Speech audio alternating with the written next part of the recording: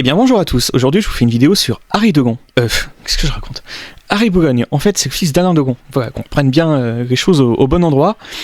Donc c'est pour ceux qui ont suivi un petit peu l'histoire, qui auraient vu la vidéo de Rina, qui est quasiment introuvable sur YouTube, de visage, je vais essayer de vous mettre le petit écran en post-prod, mais de visage, c'est Degon mais jeune, c'est le même regard, c'est les mêmes expressions,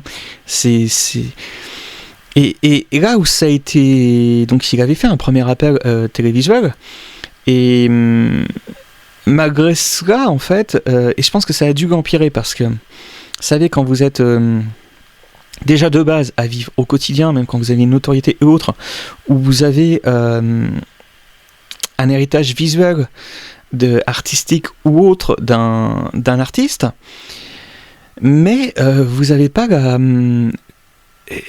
l'argent qui va avec soit votre travail, soit votre héritage. C'est absolument, pour lui, ça doit être infernal à vivre. Mais vraiment, ça doit être une catastrophe. Et je le soutiens complètement dans sa démarche de reconnaissance. Déjà, Degon, je suis tombé sur un article où il disait que c'était une fortune d'au moins 245 millions d'euros. Donc tu te dis quand même, avec autant de pognon, il peut bien donner un petit million à son fils, pour qu'il se refasse un peu les dents et tout. Parce que quand vous tombez sur d'autres... vous faites des recherches sur Degon, mais il y a certaines photos, en fait, son fils, on voit même... Il a même plus de dents devant. Et... ça veut dire quelque part, c'est son image. Et... moi, ça me choque. Je me dis, c'est pas possible, t'as eu une riade à Marrakech, même si t'as une vie modeste, hein, voilà, oui, il aime bien les œuvres d'art et autres. Enfin, ce que j'entends modeste, c'est... Il pourrait péter du fric, mais tu pourrais péter du fric, voilà, t'en as qui pètent du fric à tout va, quoi. Et on n'a jamais eu d'écho il était avec Mireille d'Arc, c'est vrai qu'il a eu une vie très animée, quoi. Et ce fils-là, en fait, apparemment, il aurait été fait avec une des chanteuses de Velvet Underground. Il y aurait un coup de kékette, entre guillemets. Bon, lui, c'est ce qu'il dit. Bon. Mais quand même, quoi. Je me dis, mais qu'est-ce que vous foutez, quoi. Autant Anthony, Alain Fabien, voilà, ils essayent de trouver leur voie, c'est pas évident aussi, parce qu'eux aussi ils ont un héritage, il faut qu'ils fassent leurs preuves. Déjà quand tu pars, t'es un fils connu, déjà il faut que tu arrives à faire tes preuves, hein. Puis là c'est pas gagné, hein, parce que on te met déjà une étiquette et autres, mais ce fils-là, en fait, il part encore plus avec un handicap parce qu'il est même pas reconnu. Et ça l'a même pas aidé. Je me dis, non mais attends, c'est pas possible, avec un bon scénario. On voit Catherine Deneuve qui disait, non mais il n'y a pas de scénario pour les vedettes et autres. Mais c'est totalement faux. C'est totalement faux. Les scénarios, moi j'en propose. J'en proposais un à Jean-Claude Van Damme par exemple, j'ai pas encore eu de réponse. Mais à un moment donné, il va bien être obligé de répondre. Quand tu dis que t'as un truc unique qui a jamais été fait, mais qu'est-ce qu'on attend pour signer ça? Des fois, c'est pas qu'une question de pognon, quoi. Et je me dis, en fait, ça tient à quoi, sa réussite? Ça tient à pas grand-chose, hein. Même il aurait tourné, j'en sais rien, avec Moki ou avec... déjà, il aurait fait ses débuts comme ça. C'est comme s'il y avait aussi vous savez, comme si des producteurs ou des réalisateurs s'auto-censuraient, même si Degon, voilà, il tournait plus énormément sur la fin, parce que c'était Moki qui disait il s'estimait trop demandé, trop cher, et autres. Mais moi, ça me fait chier, cette histoire. Je vous dis, vraiment, je suis choqué de voir un mec avec une telle ressemblance, et aussi peu de reconnaissance, parce que je parlais de son état dentaire, physique, mais l'état psychologique doit être affreux. C'est affreux. Et dans une autre vidéo, je parlais justement, par exemple, c'est un petit peu inversé, c'était de Zaya. C'est-à-dire que Zaya, elle a été propulsée avec son histoire et autres. Son film n'a pas marché, mais en fait, elle a fait le truc à l'envers. Et j'ai envoyé un texto à Luna Rival, petite actrice porno qui est super connue. Et j'ai dit, tu aurais pas fait une vidéo avec Zaya et tout. Mais je suis sûr qu'en fait, si Zaya elle avait mis un truc bien hot, bien chou, mais pas forcément porno, déjà ça aurait donné envie d'aller voir son film. Parce qu'en fait, de Zaya, tu baves en la voyant physiquement, mais il manque un truc, quoi. Il manque un truc pour vraiment donner envie de payer, je sais pas, 10 € la place. Je dis pas sur Netflix ou des trucs comme ça, c'est déjà beaucoup plus simple. Mais là, ils ont choisi une distribution, j'ai envie de dire, pas forcément anecdotique parce qu'il y a beaucoup de copies, mais déjà une distribution, somme toute, basique, quoi. Et à 1000 € la copie, tu peux y aller hein, pour rentabiliser le film. Donc voilà, c'est tout un tas de... Mais de toute façon, je veux dire, tout est... Je vais faire une vidéo vraiment beaucoup plus importante. Je vais regarder toutes les filles de stars, fils et filles de stars, et je vais regarder exactement comment ils s'en sortent. Et je trouve vraiment le sujet très intéressant. Quand on voit, par exemple... les fils de Claude François, bon, il y a une bonne entente, mais je me dis, c'est pareil, sa fille, voilà, elle est née en Belgique. Après, juridiquement, ça doit peut-être changer quand même, il doit y avoir d'autres histoires. Elle a peut-être droit à rien, mais voilà, comment chacun arrive à gérer sa part d'héritage, la suite d'une... Je veux dire, quand on a eu des pères aussi connus, enfin, ça c'est des vedettes, je pense qu'on reverra peut-être pas de sitôt hein. En France, aller trouver des grosses vedettes. Maintenant,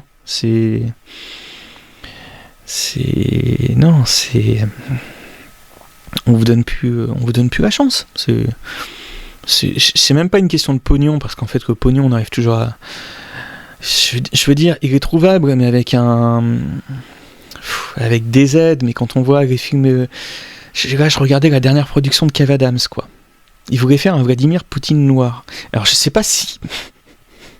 Lui en fait il me fait marrer sur ses vidéos Instagram, mais je sais pas s'il a touché du pognon du fonds cinématographique et autres pour faire ça, ou d'une chaîne de télé, mais je me dis, ça fait même pas 30 000 entrées, ou 2000, enfin j'en ai vu un film avec 2000 entrées.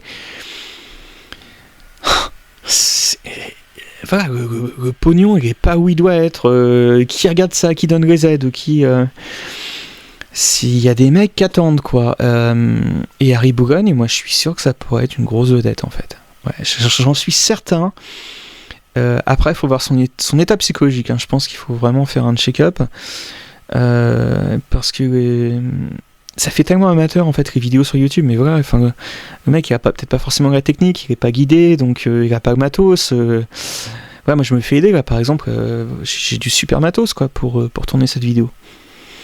Mais ouais, j'ai envie de dire à suivre quoi. Donc puis après il y a il y a Pierce Brosnan qui voilà, que je regardais, qui a une fortune de 80 millions d'euros, qui va faire de la pub à Greta Thunberg.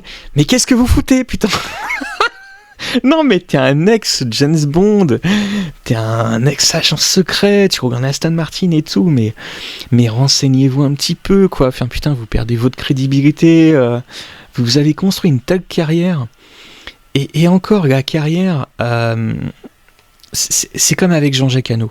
Moi, je mets Pierce Brosnan et Jean-Jacques Hano sur le même créneau. Et je me dis, bon, Brosnan, il a fait des films voilà, très, très, très bien, mais il aurait pu en faire beaucoup d'autres, quoi. Et là, je vois qu'il est producteur, je sais plus quoi, de ces derniers trucs. C'est pareil, qu'est-ce qu'il attend pour m'appeler Pierce Brosnan? Non, mais je déconne pas, quoi. Et Jean-Jacques Hano, c'est un mec qui devrait tourner à 6 millions d'euros par mois, quoi. Il devrait enchaîner les tournages, quoi. On va garder des films comme L'Ours, comme... Bon, il a fait des trucs complètement délire, genre Sa Majesté Minor.